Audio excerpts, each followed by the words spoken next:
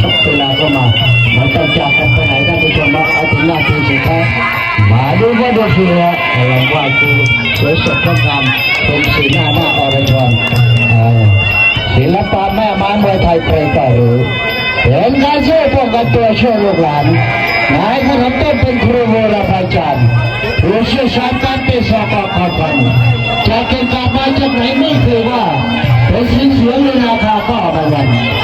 ในราชินีคือของผู้เชี่ยวชาญให้เรียนมวยไทยไร้เพียงผ่านไร้คำบรรยายเด้เคยไปดูตามไปดูเลยสุพรรณมาดูที่ทีมงานของประธานจากอำเภอเชียงเดี๋ยวมีการดังลูกหลานขึ้นมาเนี่ยรุ่นเล็กเล็กโตขึ้นมาเนี่ยละกำลังพัฒนาฝีมือไปเรื่อยๆนักมวยเป็นนักเรียนเป็นนักเรียนรุ่นเพิ่มรุ่นไทยหลังจากไทยหัวก็ไปล็อกดูเพื่อนไปจะได้ดีรักแค่แทนด้วยไทยรักมันจับสองยืน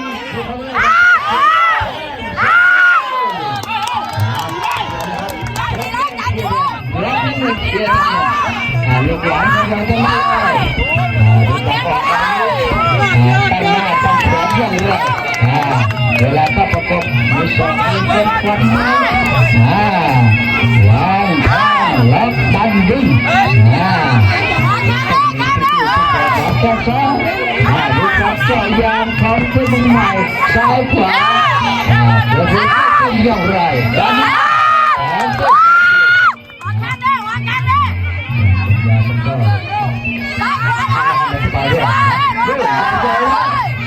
วางแข้งดึงดึงลงมาพยายามกดดันเข้ามาใหม่เกี่ยวล่างเขาก่อนหวังเจาะยางทำลายเชือกให้ดู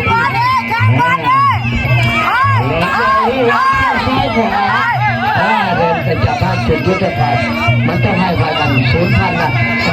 ให้หนูระวังดีๆนี่เกี่ยวล่างเขาเชือกยางหลังกันตัวแล้วดันทางจับล็อกดึงดันแทง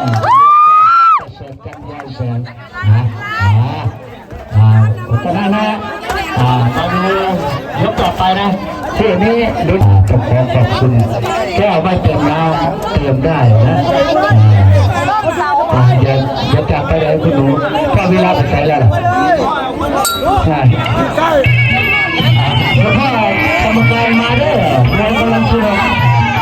ผู้เป็นผู้ใหญ่โอ้เดี๋ยวแล้วตัวละแล้วผู้ชายเลยเอาเพื่อนไปเปล่าแจกของเพิ่มเติมใหม่ไฟจิ๋ววันนั้นก็วันนี้ต่างกันอย่างไรเคยผ่านกันมาไหม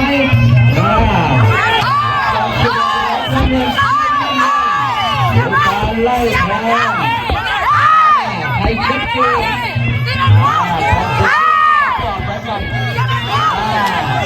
ความผิดพลาดบนเวทีนั้นก็เลยต้อง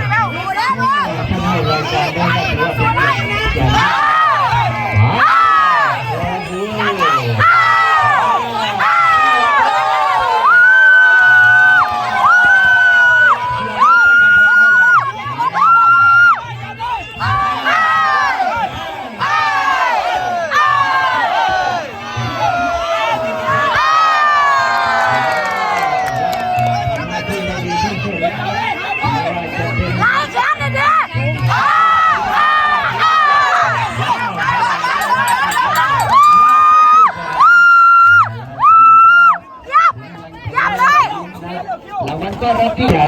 เชิญคุณแม่สู้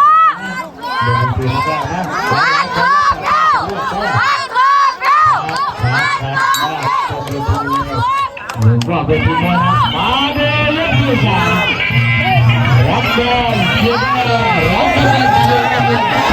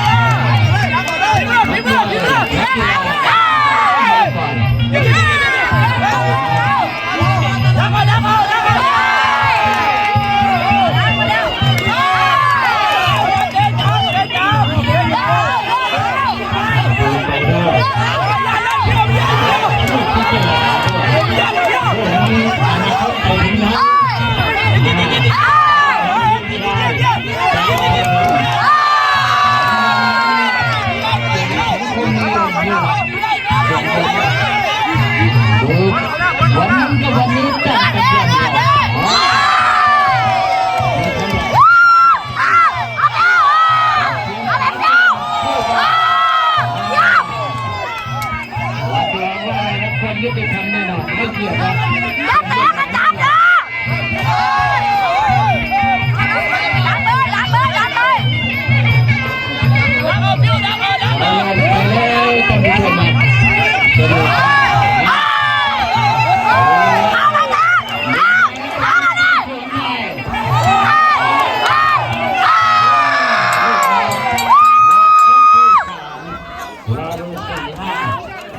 ร่วมเป็นเกียรติ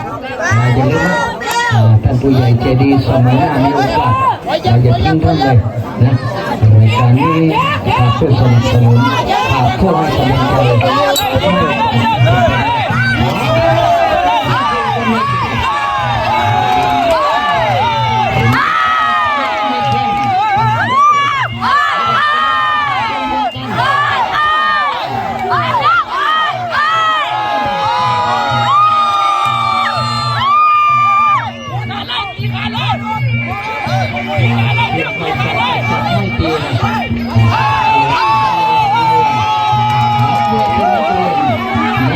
เป็นนักมวยไปเห็นจริงเลยเดียวเอาเลยเอาเลยเอา